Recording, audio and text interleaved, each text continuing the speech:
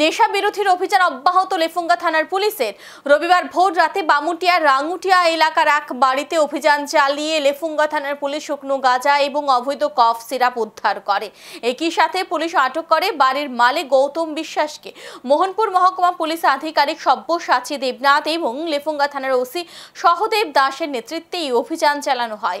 এদিন মোট 6 কেজি শুকনো গাঁজা এবং 39 বোতল অবৈধ কফ সিরাপ বাজেয়াপ্ত করা হয়। বাড়ির মালিক গৌতম বিশ্বাসের বিরুদ্ধে সুনির্দিষ্ট ধারায় মামলা রুজু করে আদালতে সোপর্দ করা হয়েছে বলে জানান লেফুঙ্গা থানার ওসি সহদেব দাস।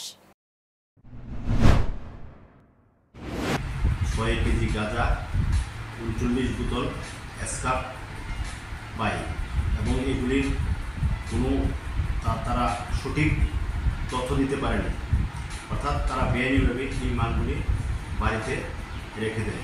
তখন আমরা আমাদের ফর্মালিটি মেনটেন করে এইগুলি স্পটে আমরা বাজেয়াপ্ত করি এবং এইগুলি বাজেয়াপ্ত করার পর আমরা গৌতম বিশ্বাসকে অ্যারেস্ট করি এবং